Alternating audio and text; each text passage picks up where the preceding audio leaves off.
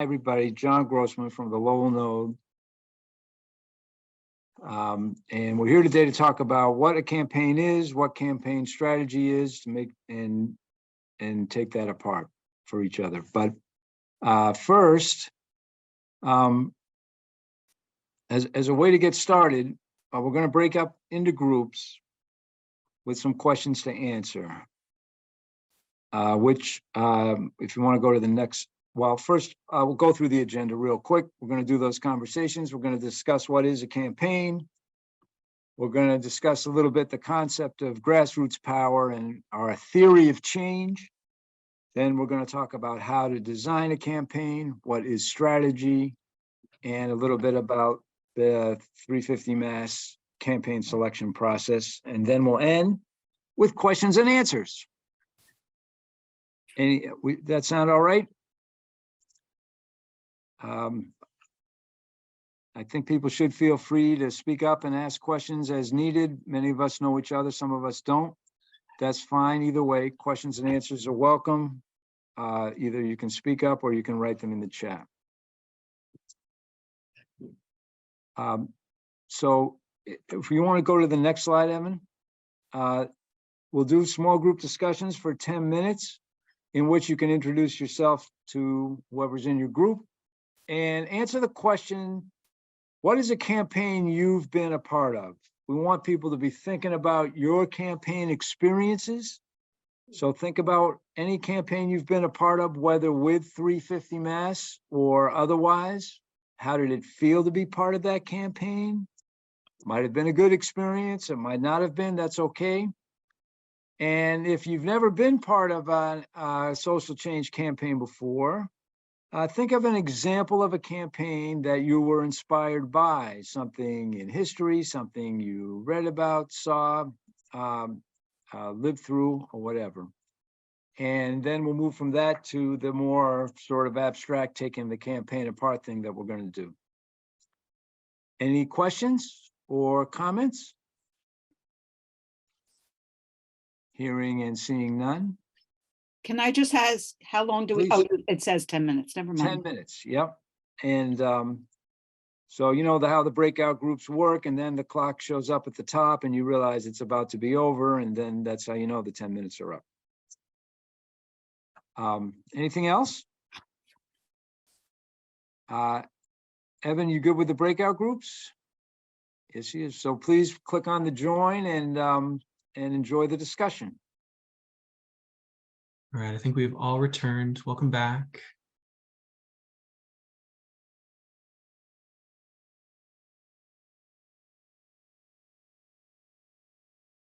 I hope everybody enjoyed that, and pass it over to Larry.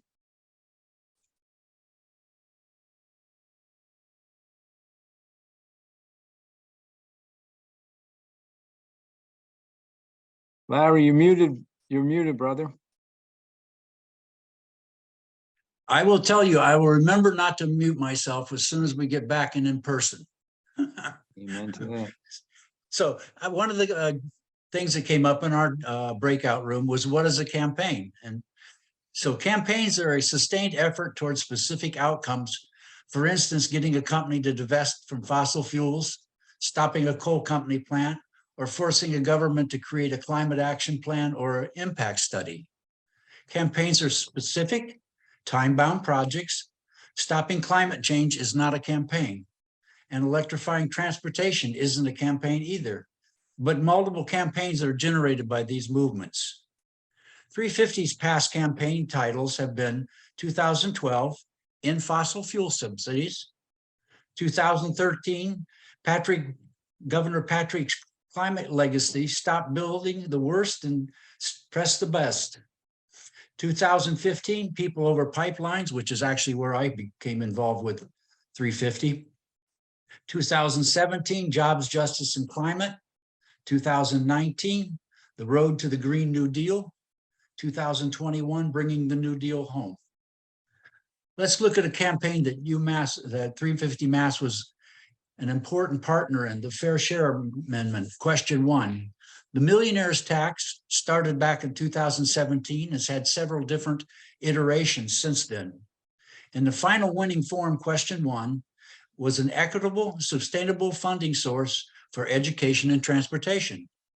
The final goal was to pass an amendment that would be constitutionally guaranteeing the funding of source for these two underfunded needs. The amendment had a mountain of wealth and disinformation in opposition. All but 2 of the wealthiest communities in Massachusetts voted against the question, and the final results ran well below what the polling was when it went into the election. It's an indication of how important our work was to the success of that campaign in the question. To accomplish passing the question, a broad group of allies had to be assembled. Labor, progressive tax groups, teachers, students, church groups, municipal governments, the Democratic Party, and average citizens. Working in a myriad number of ways, the campaign was pushed forwards. The original tactic was largely legislative lobbying, which we have a lot of experience at. As campaign evolved, its targets and tactics expanded to petitioning, rallies, phone banking, tabling local events, advocating with local governments, and door-to-door canvassing. I personally had many enjoyable conversations with my Framingham neighbors as we canvassed whole precincts for question 1. Many nodes participated in the canvassing, tabling, and other support activities for the fair share. As the campaign has morphed several times, work will continue to codify the method for allocating the funds generated. 350 has been in the lead or cooperating in many campaigns, both local and state level, for working to support the passage of 2 very important climate bills, passing non-binding ballot initiatives on transparency and environment, battling the pipeline tax, ending Access Northeast project, local 100% renewable resolutions, community choice aggregation adoptions. We are now going through another campaign selection process. Let's sharpen our understanding what a campaign is and focus on our campaign selection and our strategy going forward. Thank you. John.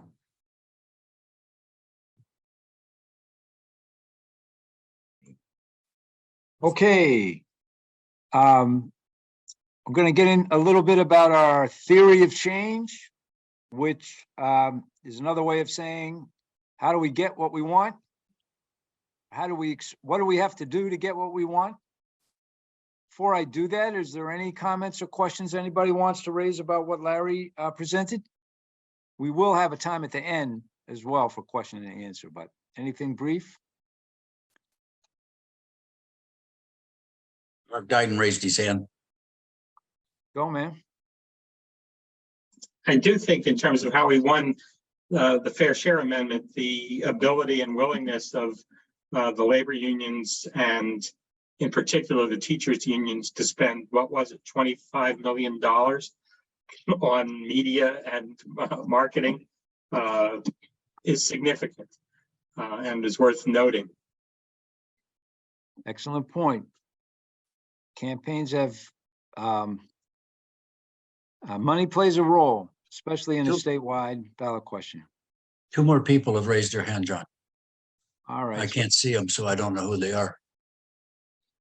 One is David. I'll speak up. I think that if we look back at the campaigns we've had, the campaign in 2019-20, or I think it was, Green New Deal was successful on one level in that we did manage to come out of it with the Mara coalition form, and was really unsuccessful on another level in that it didn't really effectively give the nodes of vehicles to act, and sort of left people a little adrift about what the node should do. So it was effective for the staff, but not for the membership of the organization. If you compare that to some of the earlier campaigns like this, Build the Best, to Stop the Worst, Build the Best, there was some effective actions against the coal-fired power plant and not Fall River, I'm forgetting the town. But that we had big demonstrations there, and we had other actions against pipelines that were very mobilizing. So, I mean, I think that when we look at a campaign, we want to think about objectives, and we want to also think about how it helps us to mobilize and build our power. Excellent point. And you know, I don't want to get into a discussion of the relative merits of various campaigns right now. We'll have some time for question and answers at the end. But it's an excellent point that a campaign is about achieving a goal, but there might be more than one goal, and getting people organized and involving them is part of it. Yeah, that's going to be covered under the strategy section of this too, by the way. Great. All right. All right. Thank you for those points. So I think most of you on the call know this, but 350 Mass is an organization that believes that the way to win what we're trying to win is to build a social movement that's strong enough to beat back the folks on the other side who have all the money and power. And as it says on our website. Can you give me the next slide, Evan? And then I think an important point to make, especially for those of us who are here who know a lot about science and climate change and feel like the truth is so obvious, why don't they just do it? This is one of my favorite all-time quotes. Research shows that showing people research doesn't work. And it's just not enough to speak the truth to power, because power is not going to listen. Can we do the next slides? We need this kind of power here. Next slide. And this kind of power here. Next slide. And this kind of power here. And then finally, to get this kind of power. That's our theory of change. Now I'll pass it on back to Evan, I believe. Yeah, thank you, John. All right, so now we're going to start going more into, or we're going to continue talking about some specific campaigns we've run, but we're going to get more and more into the elements of an effective campaign, which will touch on a lot of what we just mentioned, how, you know, people and, you know, specific targets, specific tactics, the different things that we do make campaigns effective. So I'm going to speak a little bit about the Keystone XL pipeline, which some of y'all might know very, very well. This is one of the sort of, you know, keystone actions of the climate movement around 2012, 2013 and on. And this is the campaign that essentially got me involved in the climate movement. For people who may not know the history, so the Keystone Pipeline was a tar sands pipeline taking, you know, one of the dirtiest crude oils that, you know, dense, it's thick, it's, you know, it takes a lot of pressure to push through pipes. They essentially strip mine it off of the top of the ground, and the Keystone Pipeline is going to bring that from Canada down the heart of our country to refineries in Texas to essentially ship overseas. And people didn't want to risk the climate disaster potential. They didn't want to risk the environmental pollution disasters. They didn't want this pipeline going through their homelands. They didn't want this pipeline going through where their children play and live, their ancestral land, all that stuff. And so folks who are familiar have probably seen a lot of pictures of this, whether it's the sort of, you know, Mars-scapes of stripped land, maybe pictures of large pipes, you know, going over to the horizon, or the refineries in Texas spewing smoke into the air. This image that's on the screen now is the one that I think of, because, you know, this campaign was international. It was the entire continent was fighting this pipeline. And nationally in the US, our target was Obama. We wanted Obama to reject the Keystone Pipeline. That's what a lot of the t-shirts and signs said. But in Massachusetts, we had a more specific campaign, the local target. And this was the action that specifically inspired me to get involved in Keystone. These are 8 young people who are in the TransCanada office in Westboro, Mass. TransCanada was the company that was building the Keystone Pipeline, and they had an office in Massachusetts. And so 350 Mass and a bunch of students who'd done divestment work and other kinds of climate activism decided that this was a great place to act locally, in solidarity with folks in Michigan and in Texas and in Alberta. Said, oh, well, we have this local place where we can do something really bold and it'll make a real statement. And so, I mean, in this picture here, some of y'all might know these faces. Some of these people worked for 350 Mass. Some of these people, I mean, certainly you've been at actions with, or maybe just passing the street. And these are people who quickly became my friends as I got more and more involved. And so this action, you can see it's 8 people. There's chains around their waist and their hands are glued together. And I don't know about you all, but I have never done anything quite like that. I'd never met anyone who'd really done any serious activism at all. And then suddenly these 8 people who look and sound and act and listen to the same music I do, they're just people, took this really bold step. And so locally, we said, we got to build on this. And so here's 2 more actions. The one on the left was immediately, it was a few weeks later. This was one of the first actions I ever attended. And you can see people holding a funeral for our future in that same TransCanada office, right? The first time 8 people went in, taking really bold action. The next time, I think we had about 100 people there, and maybe 20 people risked arrest, refusing to leave, saying we won't leave until TransCanada, does not build this pipeline. So our actions became, more theatrical, bigger, more people willing to take big risks and do the thing. And then on the right, you see what we called a human oil spill. And this was in DC. This is in front of the White House. Thousands of young people went to DC, about 400 risked arrest, zip tying their arms to the White House fence, which I've heard you're not allowed to do anymore after this action. But this was just another example of people just continuing to escalate, continuing to take the action that they could, the action that was most meaningful to them, thinking of where are the decision makers, how can we push on them, how can we influence folks to stop this pipeline. The image on the left, it's us going to TransCanada. The image on the right, that was us going straight to Obama. And this campaign has something of a happy ending. On January 20th, 2021, not too long ago, and we're almost at the anniversary, Biden blocked the Keystone XL pipeline.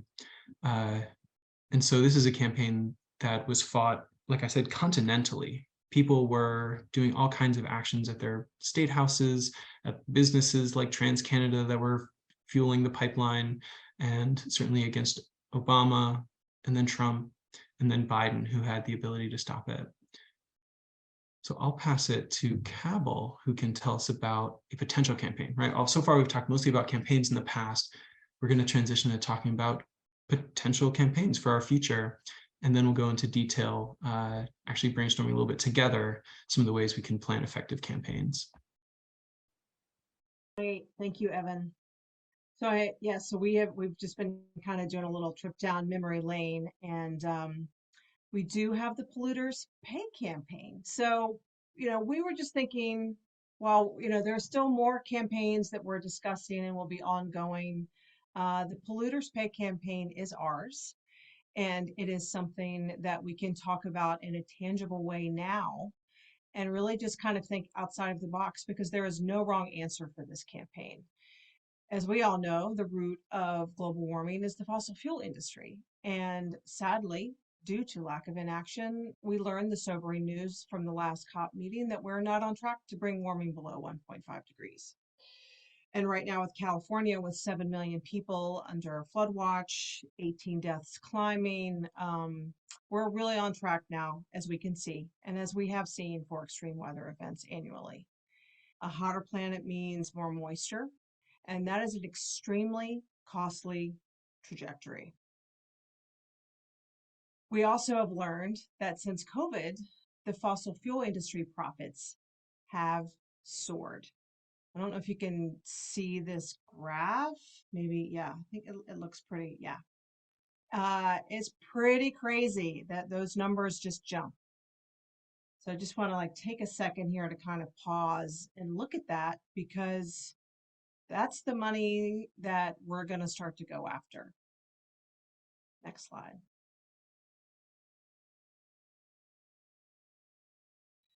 So this is the Make Polluters Pay campaign. I don't know. So this is the logo that Sam has made for us. We may change the colors in it a little bit, but right now this is what we're working on. We will also have a website up shortly, and there's several tactics that we can use to bring this campaign to light. But knowing that it is a multi-state campaign, that is with Mass, it's with New York, Vermont has now joined. We have Maryland, and California is considering joining too, which I think will be extremely relevant. And our sponsors, Senator Roush and Rep. Owens, are really counting on us to bring the necessary grassroots power to get this idea in the hearts and minds of all of those in power. And being that our fight has always been against the fossil fuel industry, this campaign has something for everyone in our network. And it's going to take all of us, because we are not just going up against the biggest polluters of the earth, but we are also going up against the most money and power, basically the giant profiteers and the profits of more than any other entity, really. So now that we have a governor who joined several other governors when she was Attorney General to sue folks like Exxon, we are really hoping that we're going to get full cooperation in making the polluters pay. And there is no wrong answer, like I said, for ideas for how this campaign works out. It can be ballot questions in districts. It can be public theater. There is just, we need to throw everything at it. And so we're really excited to take this campaign on. It's one of several, obviously, but this was just the one that we were thinking of where we can talk about. There's the now element to it. So that's all from me. I'll pass it back to you, Evan. Yeah, thank you, Cabell. And so we're going to keep Make Polluters Pay in mind, because we're going into really the meat of this training, some of the lessons that we hope to impart, because we're trying to build a common vocabulary around grassroots campaigns. So you're seeing here an image that if we were in person, I would have maybe drawn on a whiteboard or something, but instead I had to make it out of art on Canva. So I hope it's readable. But see, this is a campaign. This is a visualization of a campaign with some key pieces to it. First, you see vision off in the distance. It's the sun. It is this big idea, thinking of polluters pay. It's, creating a more equitable world and making polluters accountable, et cetera. And then here we have the campaign goal. This is where we want to end up when we've done our campaigning. This bridge is the strategy. The span of the bridge is our path that brings us from the campaign kickoff to the campaign goal. And the campaign strategy is itself composed of many tactics. We can imagine the planks of wood that make the bridge to be the tactics. It's okay that we're not going super deep into any of them, but I wanted to keep this image here because I want us to think of campaigns, first of all, as images, as things that are artful, as things that look like something, but also we can imagine once again that we're on this path. Campaign is a single path. It is a flow from where we are to where we want to be, the world of today to the world where some piece of our values, some piece of our self-interest is actually met, where we're like a blossoming tree as an organization or as a movement, starting from just a budding plant. So we'll get into some of these specific words, and we're going to invite you all to post in the chat a lot as you reflect on these things, and we'll have some thoughts out loud. So first, vision. The vision, so the things in blue are like definition, things in black are comments. So the vision, the definition, vision is what the world will look like when you achieve your long-term goals. This is the North Star of your campaign. So maybe in the chat, would folks want to express some pieces of their vision, some things that come to mind when you think of a campaign's vision?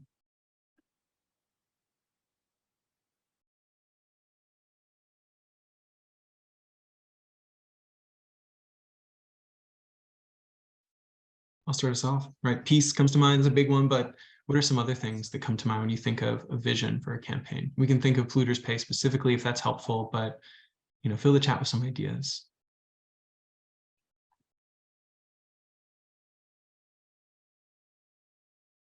See justice. Tim brings up anti-capitalist ideas, just transition away from fossil fuels to clean energy, engendering excitement, freedom, inclusion of marginalized voices, labor, high wages, better benefits, untrampled land, safety, clean air.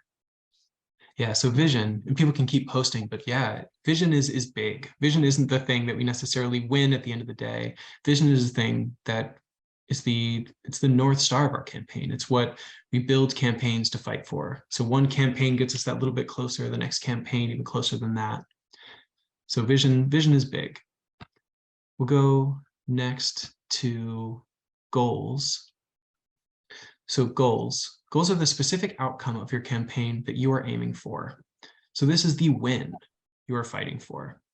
In some of the ones we've talked about so far, the goal of the Fair Share Amendment campaign was to pass the Fair Share Amendment. There's a long history to it, but what we won, the goal we had at the end was to pass a constitutional amendment that was a progressive tax, the revenue of which would go to education and transportation. That was the goal.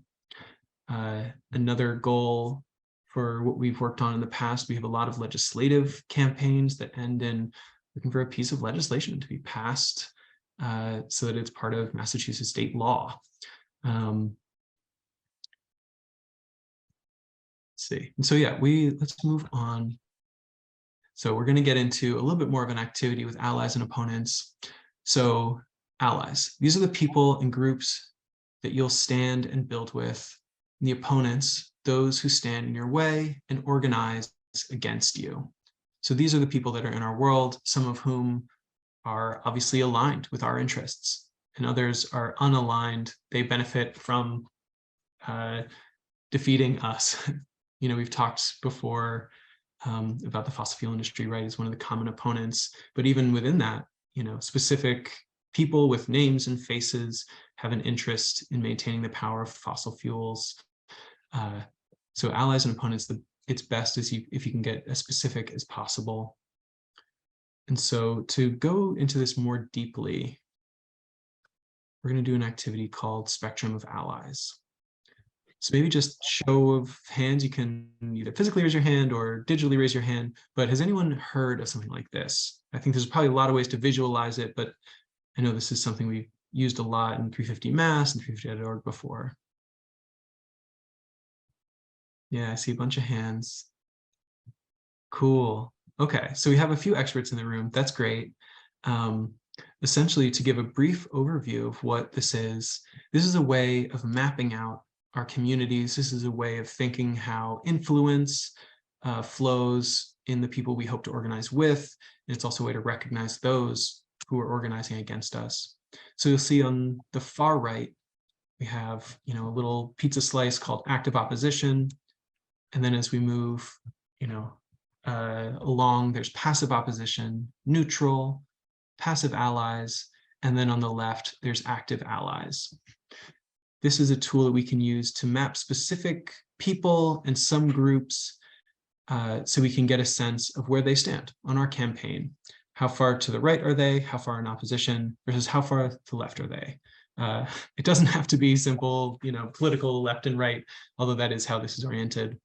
An important thing to note about this is that you might be neutral, you might be in the center, not because you don't have any information or you don't care, but you might have pull from both sides. You might have people who are allies and opposition pulling at you. Think of an elected official who might, have grassroots activists on one side telling them one thing, but then money and lobbyists on the other side pulling them the other way. And so that neutral person is not just neutral and uninformed, they're not ignorant. They are ambivalent. So this is a way of, like I said, mapping out the people in your community. And you'll notice the arrows that are on here. This is a way to think of what a campaign is good at. A campaign is good at pulling people from the right side towards active allyship. We want more people to be allies, we want more people to be passive allies, and we even want some of our opposition to be pulled more neutral, right? So our power is influencing people to get pulled to one side. You can even imagine specific tactics and specific campaigns being built to pull specific groups towards allyship. So maybe before moving on, do we have any questions about just what this this tool could be used for, or perhaps some of the words that I used?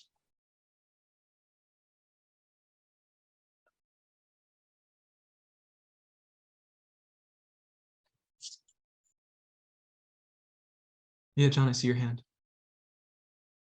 I don't know if you're going to talk about this, Evan, but it seems to be another kind of mapping that's good to do is for all the different groups in these 5 different categories, how much power they have. Yeah, absolutely. Capacity to either help us or harm us, right? Because, you know, you can have active opponents, but they sit in their living rooms and complain. Well, we don't need to worry too much about them if they're, well, if they're active only in their living rooms, but if they're active in pouring tons of money into lobbyists, then they are people we need to worry about. Yeah, that's a great point. It's not just political alignment, but it's political power. How much influence you have, that's something we should consider. Yeah, Connie? Well, when I looked at passive and even at neutral, I thought of the role of silence. So I want, because a lot of people don't get involved and are therefore silent.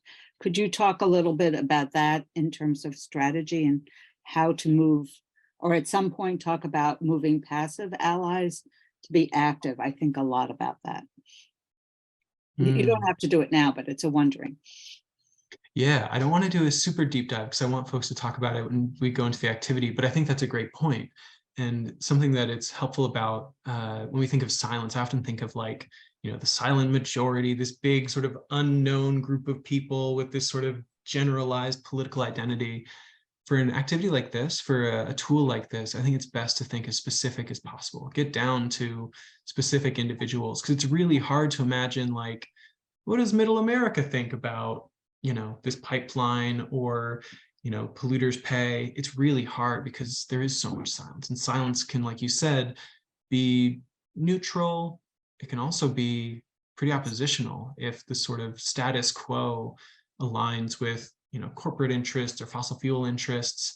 So it's hard to know, but you can say, what about my neighbor?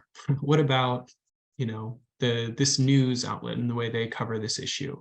And the specific as we can get, the more we can maybe identify where they align politically, and sort of, as John mentioned before, how powerful they are. So why don't we go, if there's other questions, feel free to unmute yourselves. I'm not able to see people's specific hands, but I think we're going to get some practice together using these. So we're going to do a little activity. Once again, going to take 10 minutes in those same groups.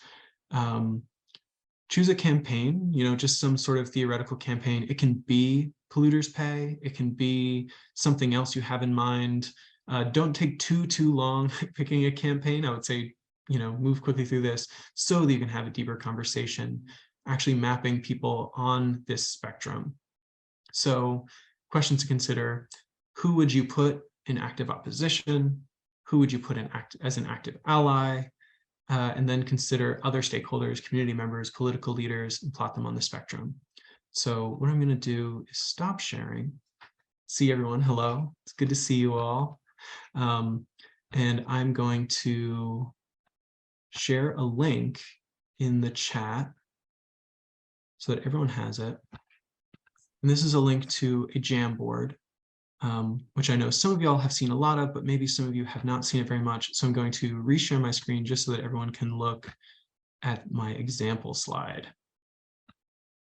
So once again, if you have never used Jamboard before, it's a great tool. Oh, my computer does not like sharing my Jamboard. So the Jamboard's a great tool because a lot of people can be on it at once.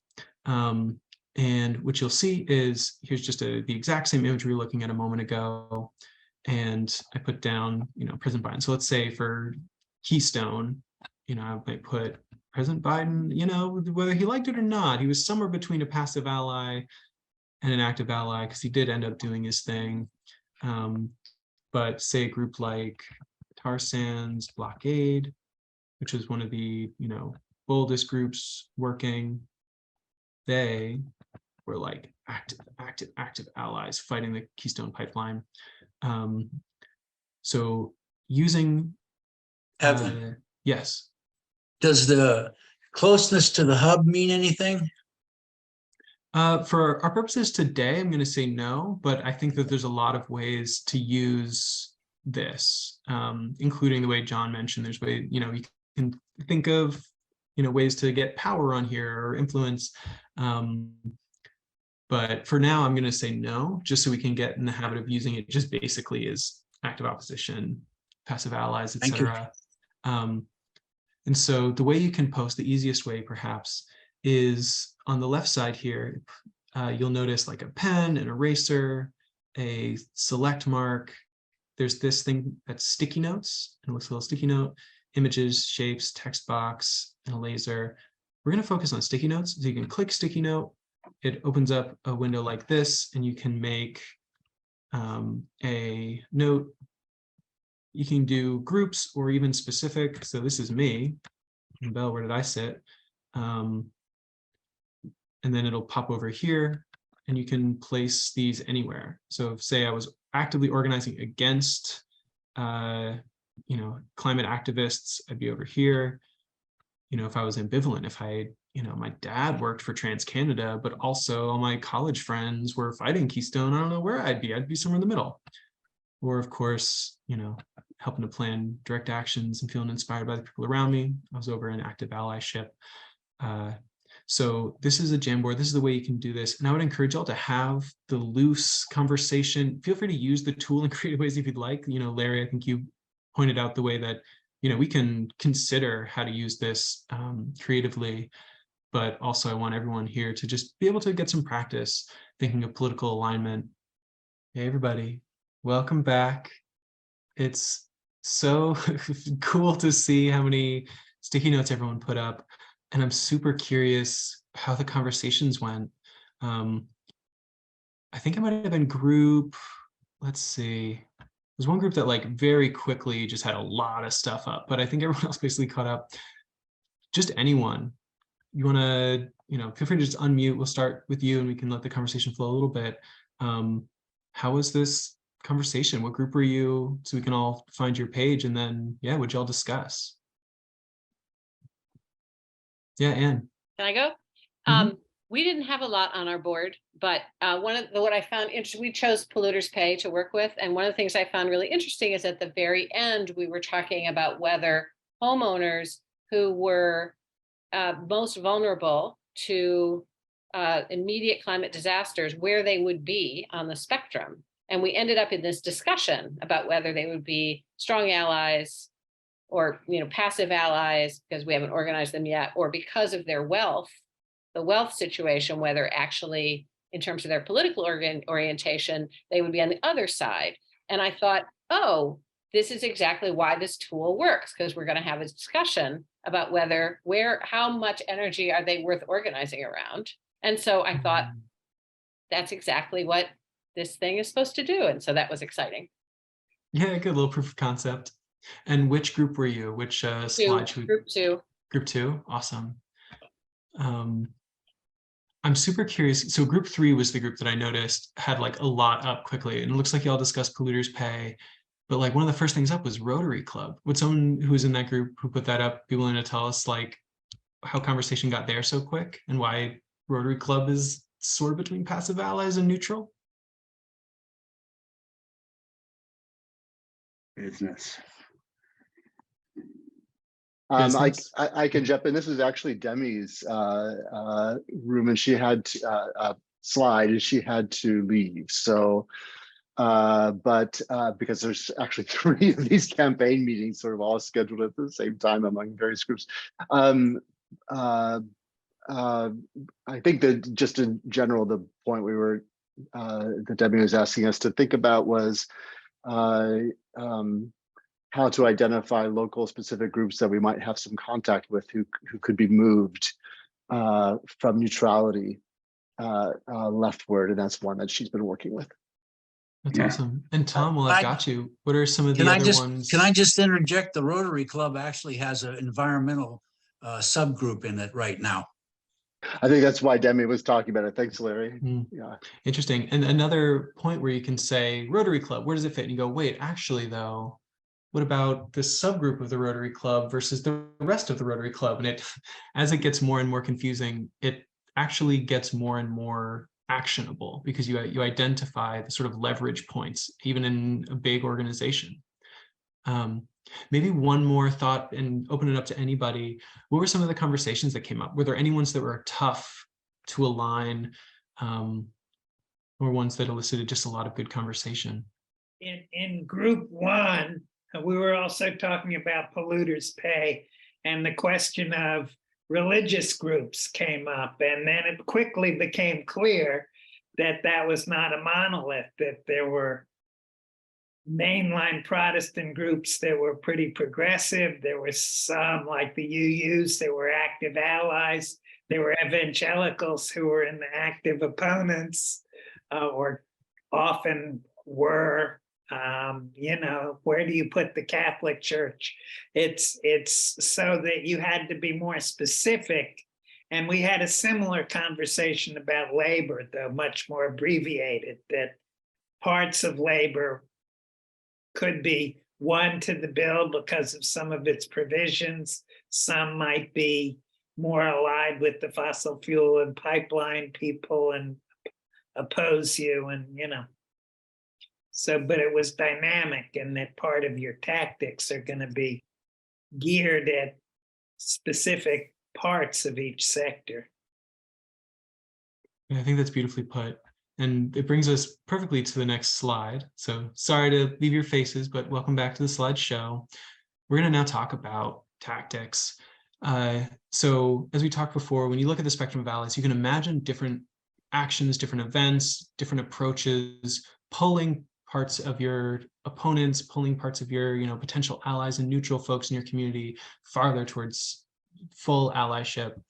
And so when we think of tactics, tactics is a very simple word, but it means a lot of things. Simply put, tactics are the actions that will bring you closer to your goals. Tactics are just the things that you do physically, right? Well, in fact, I'll turn it to you all. In the chat, can you put down some tactics that we discussed in the spectrum of allies, or tactics that come to mind as you just think of some of the campaigns we've discussed so far?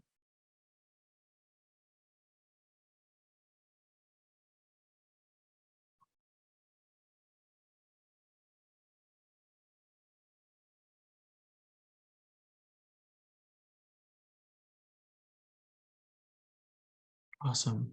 Sit-ins, canvassing,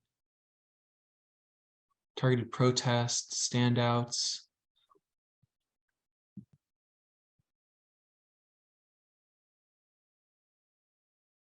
Meeting with groups directly affected by fossil fuels, public theater, public art, public meetings, education, civil disobedience, talking to nodes about campaigns, letters to the editor.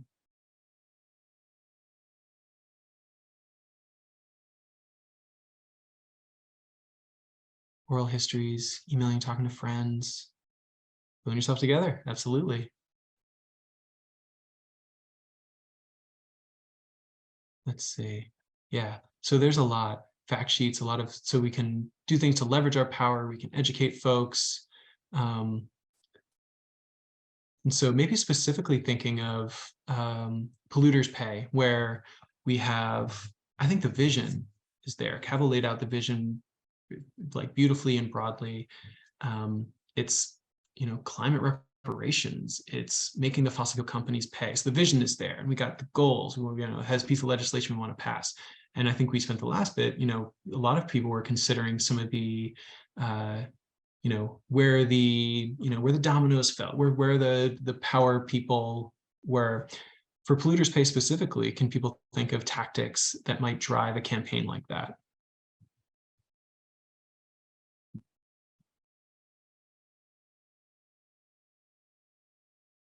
Billboards.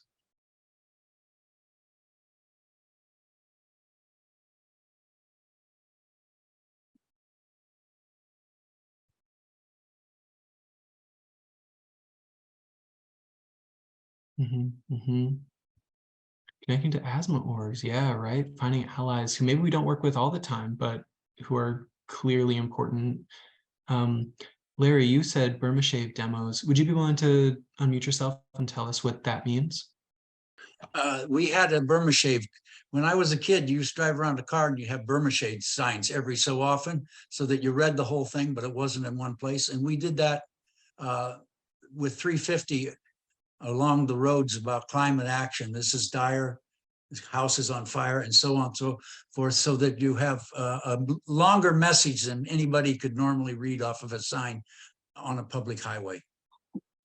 It makes driving a little more fun. Awesome. Yeah, so clearly I just, before we move on, tactics are those the steps, right? When we think back to that bridge that leads from the world we're in today to our, big, strong tree of a movement on the other end of the campaign, the tactics are the steps that we take. They're the specific things that our campaign does. So we're going to go to the next slide. And Cabell, definitely also would invite you to add anything in the chat or out loud about polluters pay or other things. This is, we'll hit this and then go into, a little deeper dive into strategy, but target's key. We talked a little bit about targets with the campaigns we've mentioned. Targets are the people and groups who have the power to make the changes you want. This is the person who are grassroots power will move to act. They can flip the switch or sign the document. They're the person with the name, face, and address, and a family and whatever. They're the people who can do what we need to be done. So when we think of targets, it gets easy to imagine really big picture targets, but it can get hard to imagine really specific targets. But a lot of the most effective campaigns in the past have had really specific people that they've targeted. So we can go back maybe to the spectrum of allies. And you can imagine, fossil fuels, they're all the way in active opposition, but that's kind of amorphous. We don't get a lot of pressure put on someone who could actually make a change when we say, like, let's fight fossil fuels. So, maybe we think of the Pruitts, family with a lot of power that, owns a lot of gas infrastructure. So the more specific we can get, the closer we can get to having characters in our campaign story, the more effective we can be. Yeah, I see Mark in the chat. Target should always be people, not institutions. I see Governor Healy, AG Andrea Campbell. Cal mentions NRA. So Democratic state leadership. Yeah, maybe a piece on this and encourage folks to keep adding in the chat. Maybe raise your hands if you want to comment on this out loud. But when we think of targets, right, we often think of like the evil opposition, but campaign stories can be more nuanced than that.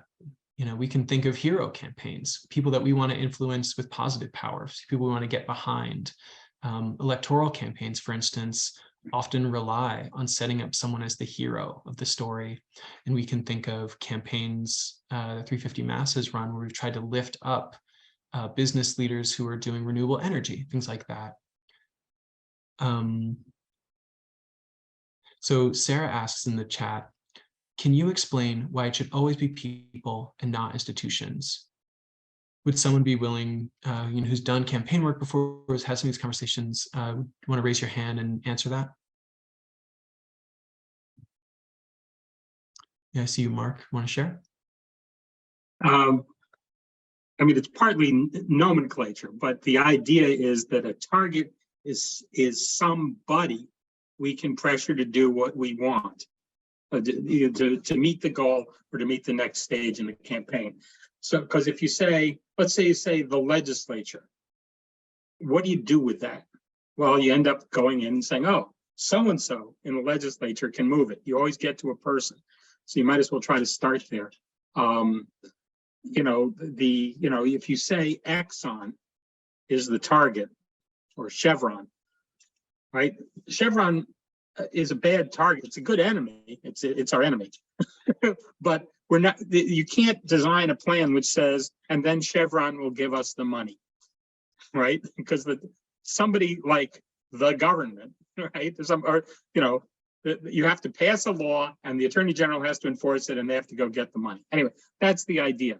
The way we're using target, the way I think Evan's using target in this is it's a person who we can imagine some tactics going on that would get them to do what we want. And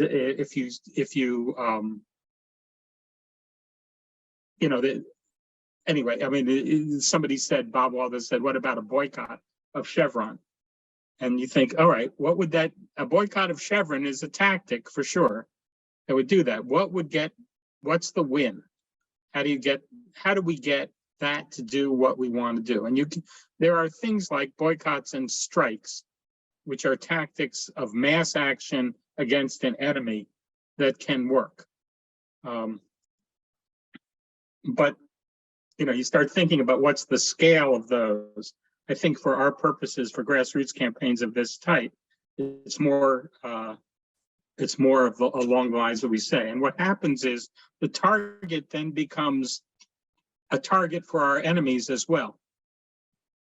We want to pass a certain piece of legislation. It has to go through the Speaker of the House, right? So he's our target.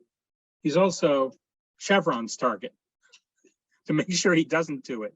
And the battle is fought out there. Anyway, that's at least the way I'm using it. And I think it's the way Evan's using the word as well. Yeah, thank you, Mark.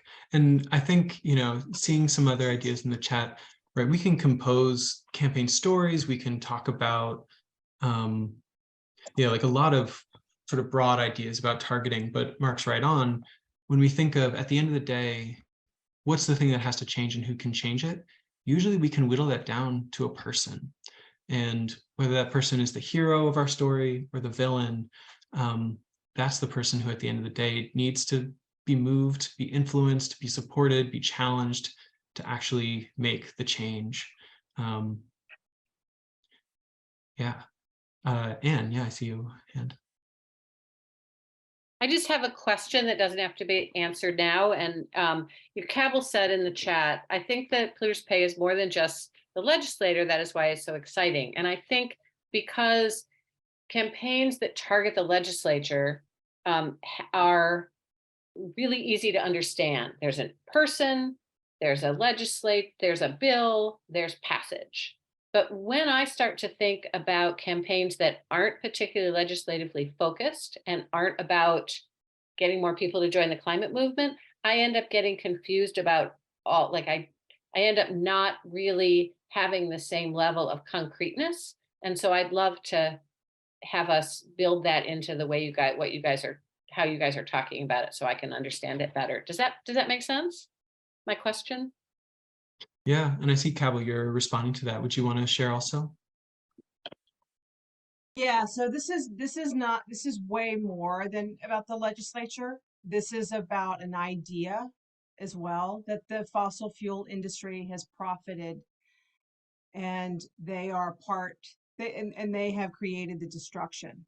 So it goes beyond, because while the legislators that I've spoken to about this all agree, and while I have been to many forums with big CEOs of climate companies that talk about how the fossil fuel industry created this, getting them to pay for it is going to take an out-of-the-box approach, because while the Department of Revenue can send them a bill, they can't, collecting is a different matter.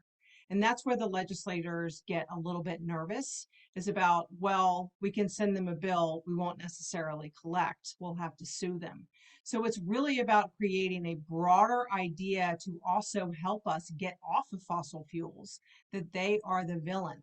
So I don't really, there's no, in my mind, wrong or right way. While we can do the copy and paste when it comes to the legislature, going after the fossil fuel industry, there's nothing copy and paste about that. We've never done it before at scale. And so that's why to me it's a very exciting campaign, because all ideas are welcome. No wrong answers. You're going up against the dragon. How do we do this? And so institutions, whether it's calling for boycotts, or it's public theater of an institution, or it's an Exxon puppet that we march through the streets, whatever it is, we need to vilify this industry as much as humanly possible, because collecting is going to be where the rubber meets the road. Yeah, I appreciate you saying that, Cabell. So I think maybe this is a place where Keystone becomes a really helpful example, because the Keystone pipeline fight was huge, and it did sort of have a specific, sort of national target, but even, it was an international fight. It was continental, and so there's a lot of people fighting a lot of different fronts against this big idea. And to use some language we are establishing tonight, the vision was large, right? To create a green economy that didn't depend on tar sands, that weren't extracting fuel from vulnerable people, refining it in into the lungs of the people, the Gulf Coast, respecting indigenous treaties. Like there's so many layers to it. There's so many sort of what I would call like sub campaigns. And so I think it's helpful to think, maybe on that vision, like that vision is big, and then we sell people on this big vision. There's a lot of entry points. When it comes down to actually taking sort of specific action, we do want to have concrete goals. You do want to have, targets that we can look at and address. So for instance, I mentioned we had all these actions at the Westboro office of TransCanada, because that was a local entry point. This is a way we could directly act locally while other people were doing other big actions. And so we had a separate sort of Massachusetts strategy. We had a separate Massachusetts target as part of this broader movement. We're not defining the word movement here tonight, but I think movement encapsulates the many campaigns that make up this broad moment, with many concurrent targets being addressed by many concurrent tactics. Okay, I see a lot of action in the chat. But I want to get people through most of this training swiftly. So John, I see your hand, but we're going to move on. Feel free to post any questions or comments in the chat for now. Maybe we'll loop back to it. So we have strategy. Larry, I think if you're here, go for it. But I know we're right at the moment where you probably have to head out. Larry left, I think. I think Oh, Larry's he's still gone. there. Oh, I just saw his face. Okay. Oh, he's still there, but yeah. Yeah, I know Larry has another meeting to attend.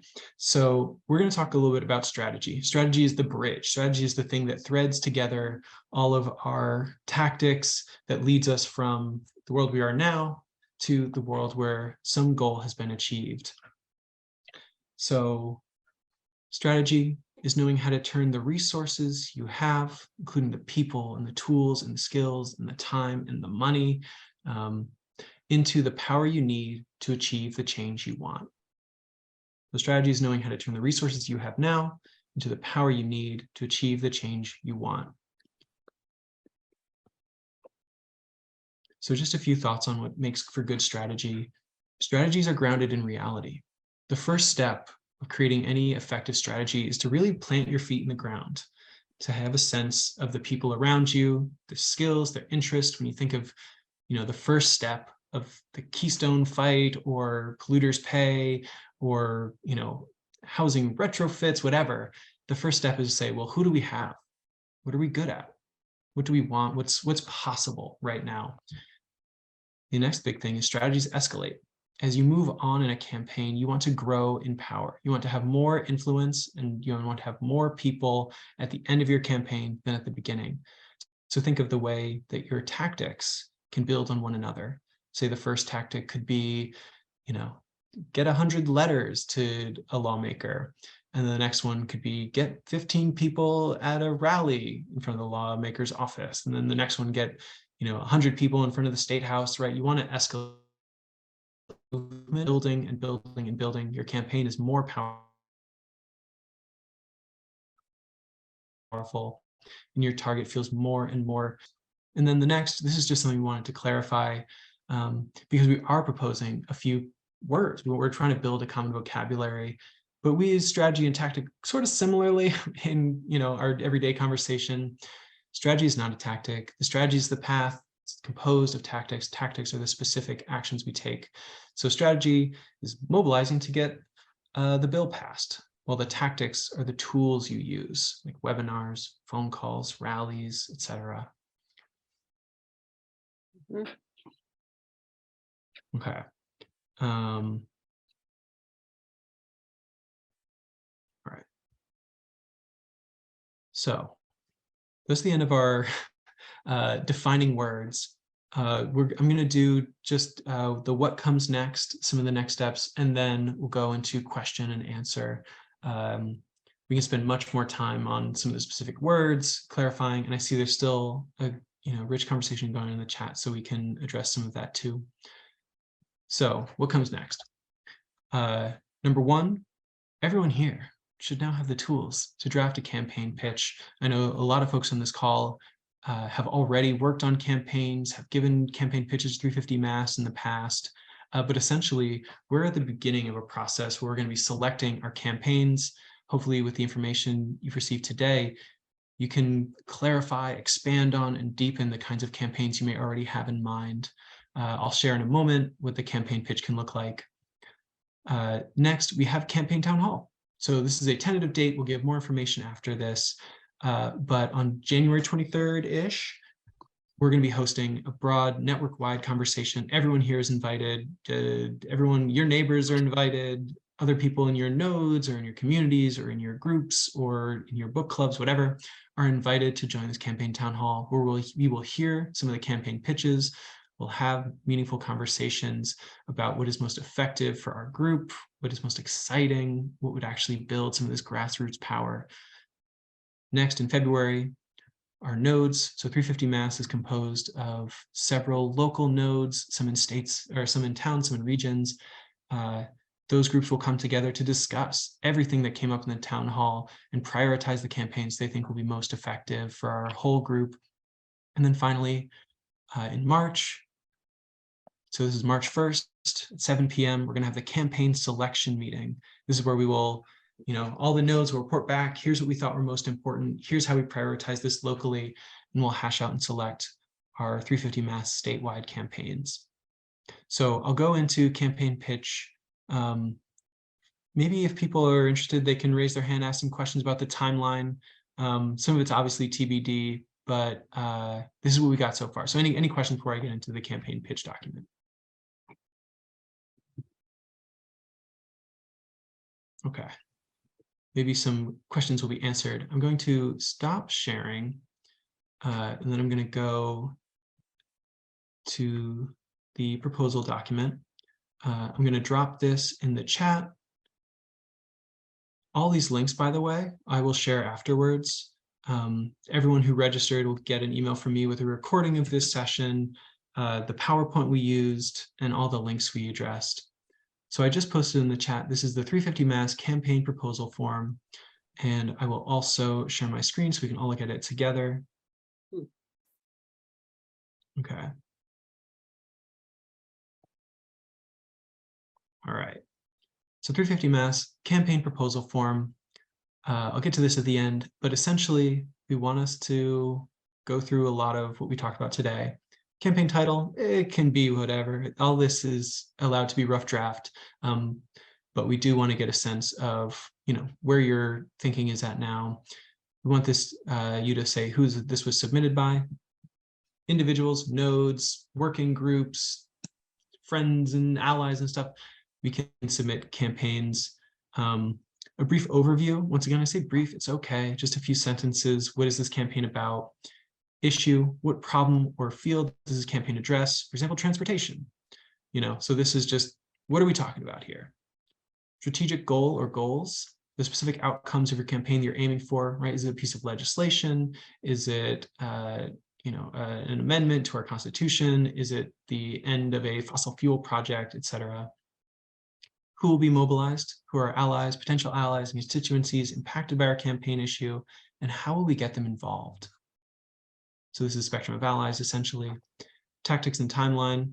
This does not have to be completed. It's a rough sequence. I want to highlight this, that this is us starting to get ideas onto paper, but essentially, hey, we know the legislative timeline. Let's get some,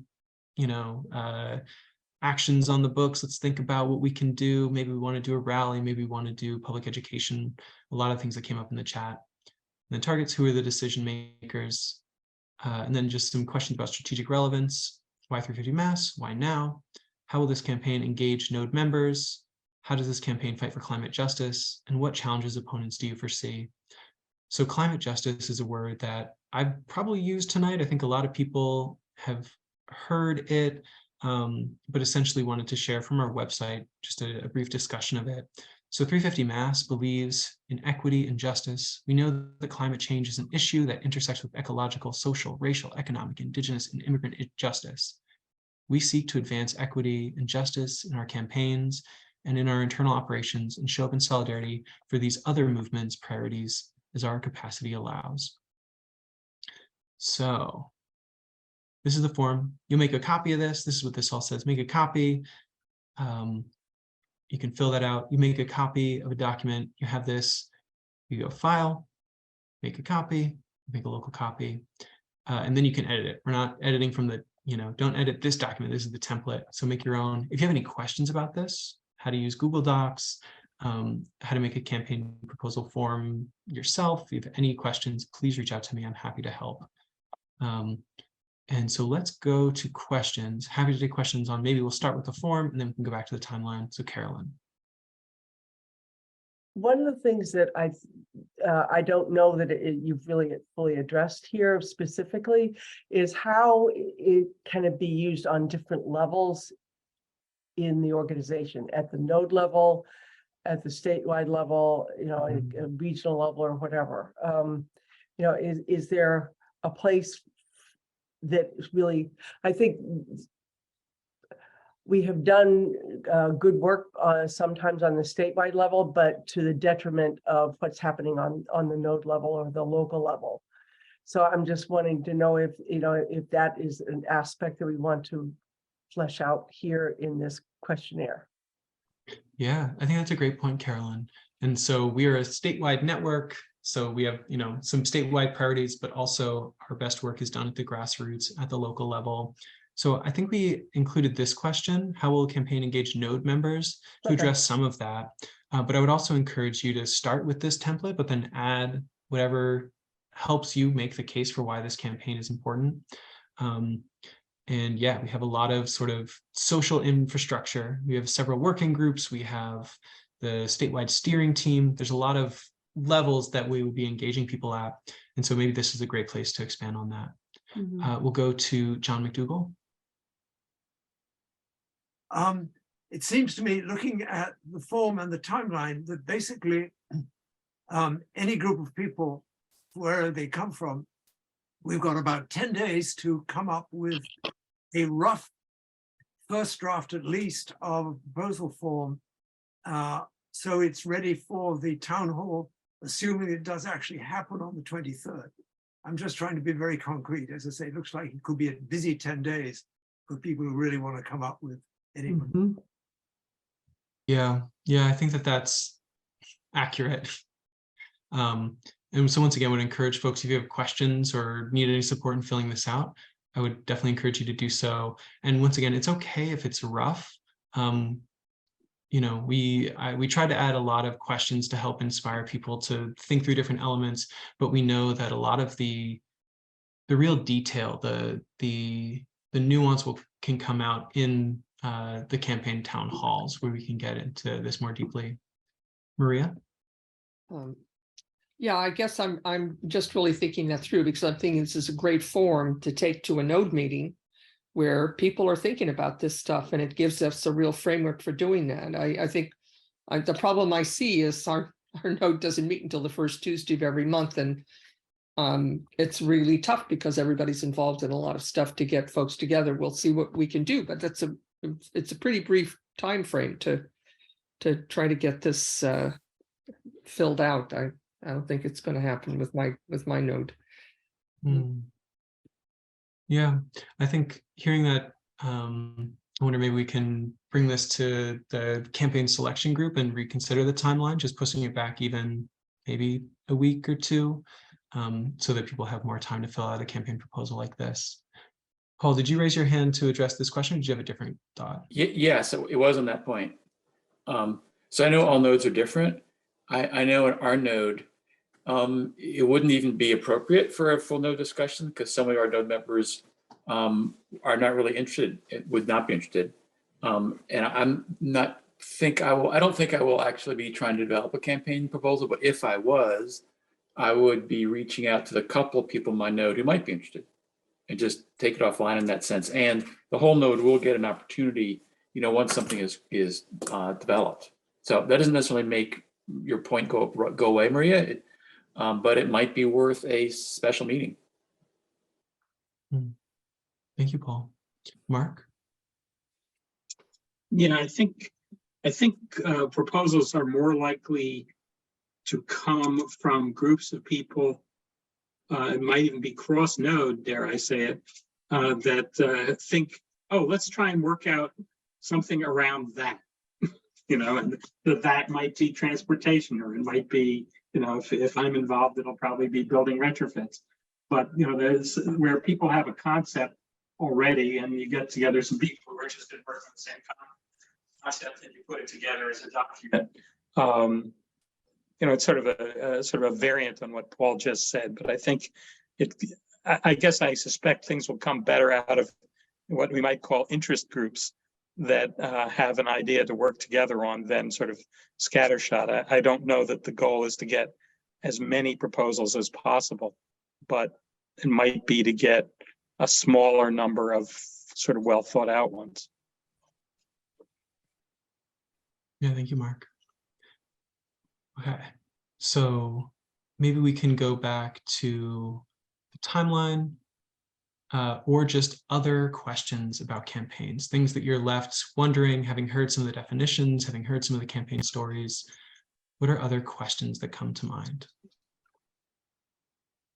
And I would say anyone can, I can facilitate, but anyone can answer. And John Grossman, I'll let you facilitate. You're on for this. Okay, I'll facilitate. Anne. I get confused about when the campaign is larger than a legislative one. I get a little confused about the target. We know that shifting public opinion is often a first step towards another successful campaign. But when that's a part of it, like the Chase Bank things, right? We weren't actually thinking Jim Diamond was over there in Sudbury being worried about his branch being protested by 10 people. We didn't actually think that. We thought it was going to change public opinion and then influence, I don't know, shareholders or whatever. But it's also distant from what the win is. And that kind of undoes me. But I also don't really like the idea of every campaign being targeted to the legislature. For various reasons, but which are not necessary to explicate. So I guess I'd just like some commentary on that issue about how to make campaigns, how to deal with that. Might be a little bit. What I'm hearing you saying is that there has to be a clear connection in people's minds about how what they're doing is eventually going to lead to the goal. Yes. What is the connection between this action and the target of this action and whatever it's going to take to make the ultimate goal happen? So that's something that we should try to spell out in our campaign planning, which is what are the tactics and what is the strategy? Who are we trying to influence, and how do our tactics actually do that. But does anybody else want to comment on Ann's point? I see two hands. I'll go with Carolyn and then Mark. I understand, Anne, the different levels and how complex it is. If you're going to go at the local level and you're going to think about how you want to target them and have them get on board with whatever our goal is, you can see they are a potential ally, a potential just creating greater numbers to accomplish our statewide goal or whatever the larger goal is that is beyond the local level. Does that make sense? So the goal could be ending up the campaign with a group of 60 people who are willing to be active, who have been active. Yeah, Right. that would be certainly that's a byproduct, but it's also a goal. Right. Because I don't want to use up all the, we always I mean, want I think I would recommend, we don't need to explain Yeah. that particular Chase Bank campaign connection. I would submit that our goal, we should commit to trying to have a clear connection and making it easy to understand why we're asking people to do what we're asking them to do and how that gets us to a goal that we want. Mark? Yeah, I mean, I think if I may be blunt, my sense is with the Chase campaign, you're not describing a campaign. You're describing tactics that are designed to affect public opinion. But in fact, as far as I knew from that, there was no path from what we were doing to getting some decision maker anywhere to decide what we've got. I'll give you a counterexample, right? The way we got Mass Save, which most of you are too young to remember, is that there was a campaign against a plan by the electric companies to convert some power plants from oil to coal.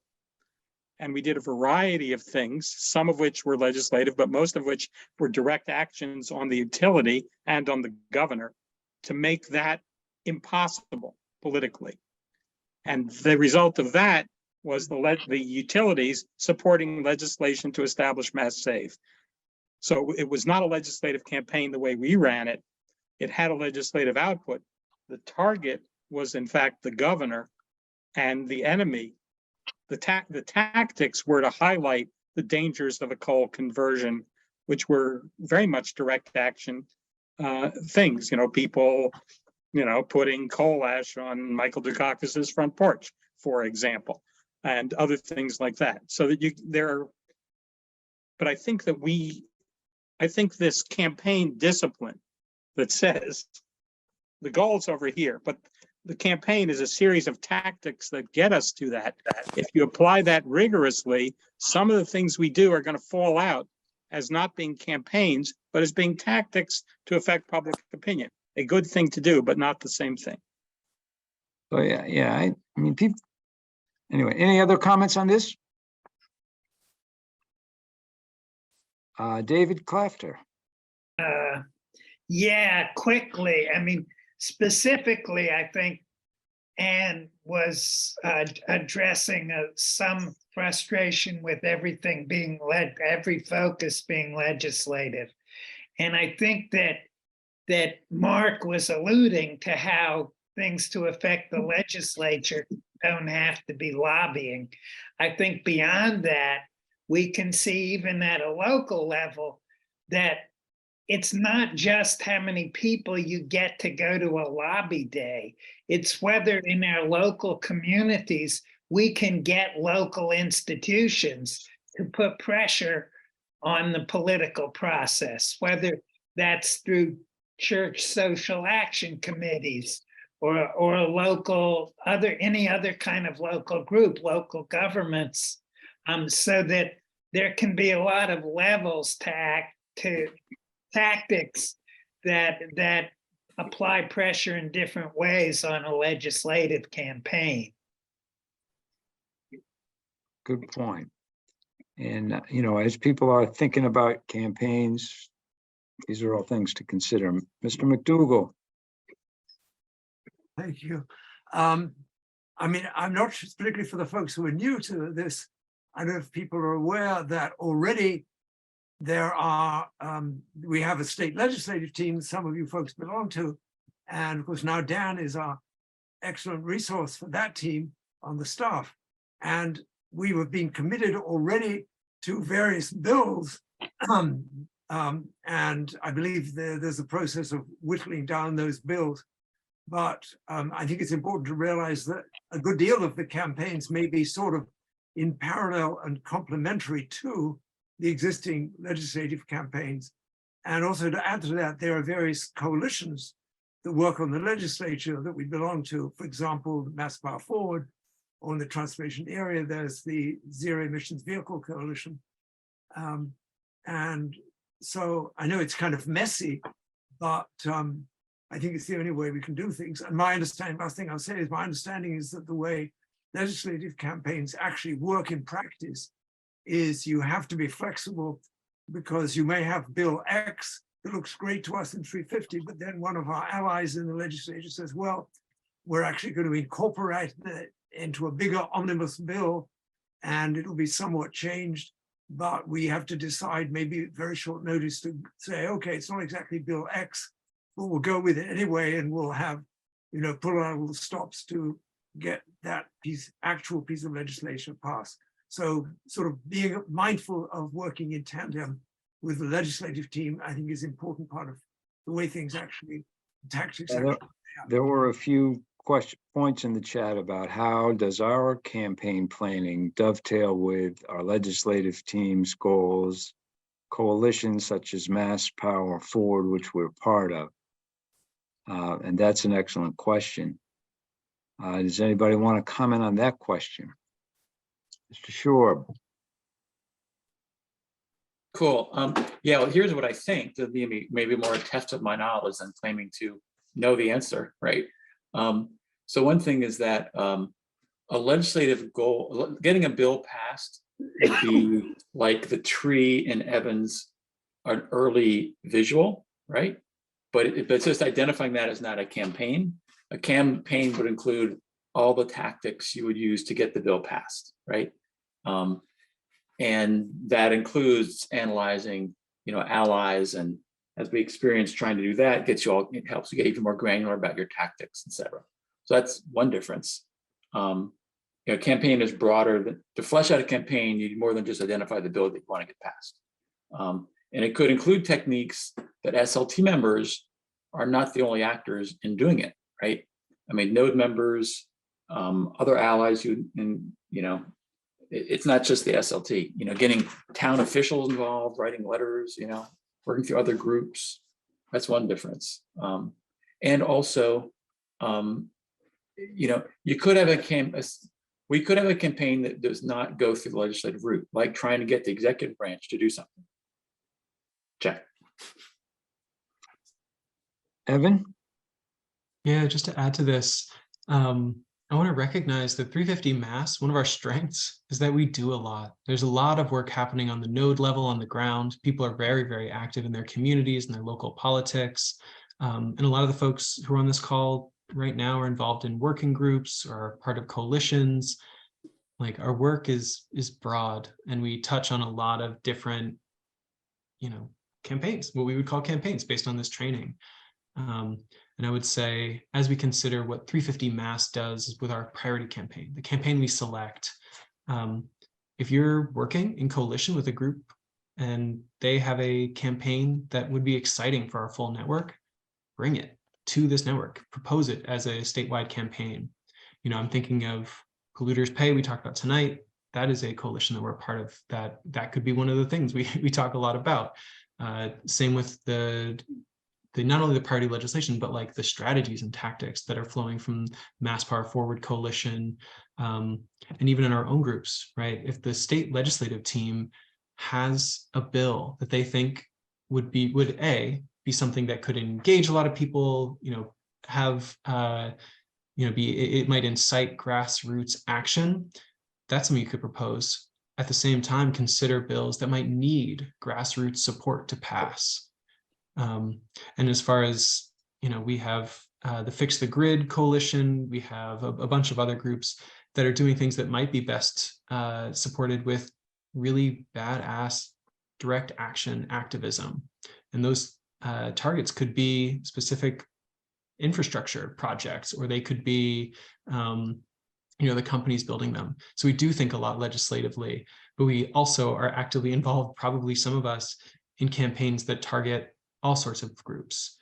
Think too, if you're part of a node, if you're part of a community that's doing something locally, and maybe your campaign would benefit tremendously from the support of our large grassroots network, that's something that we could propose.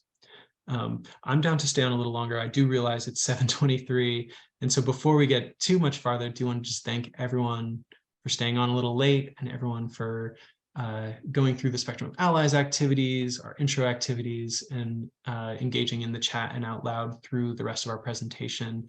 I am always down to talk through campaign strategy, and as is John and Larry and Cab, who helped set this up. But 350 Mass has a long history of running campaigns, winning campaigns, doing amazing tactics, and considering really thoughtful strategies. So a lot of the folks who are on the call now are also experts. So yeah, just want to thank you all. And if anyone wants to keep asking questions, I'm down to stay on until like 7:30 or so. We also have a long history of many late meetings. Yeah. Shall we go to 7:30? That's another 6 minutes. Yeah. All right. Anybody like to comment? Is that you, Maria? You would like to comment? I just wanted, Evan, to have you send out that I'd like the slides, but the template for campaign selection, because I'd like to send it out to our node, because we've got a lot of folks that are doing stuff in their communities, and especially a lot of us trying to figure out the IRA and the way that can be used in local communities, which could really be a great campaign of helping individual communities utilize the resources in IRA. So if you send that template out sooner rather than later. Oh, absolutely. I promise I'll send it out tomorrow. It'll be my first thing I do. And absolutely want to appreciate, right? That's a like, why now answer. It's like, we have this influx of money. Like, now is an amazing moment to take action. And also shout out, of course, to the North Shore node, who is really involved locally, also has done tremendous activism fighting the Peabody Peaker plant. Like, there's so many things that I know that we'll need to lean on your node for inspiring these statewide campaigns. I heard the IRA has a clause in it that gives a significant tax credit to the first person who could figure out how to use the IRA.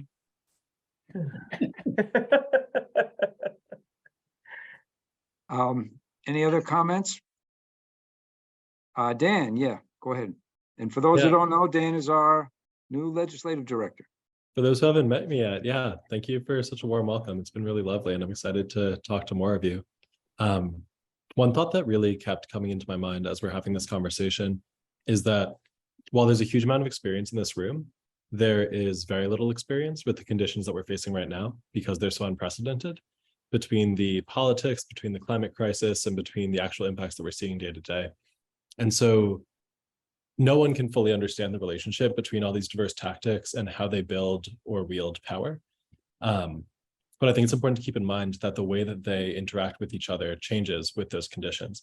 And so I personally am really excited to see 350 get back to the roots that I remember seeing growing up, of trying really crazy out there tactics, breaking the wall of what is possible, and really being creative with our activism. And I think there's really huge potential there in this cycle for really creative, unusual, and sometimes even just downright strange actions to bring a really huge amount of change. So personally, I'm really excited to see that. That's not a particularly specific program, but it is one that really excites me.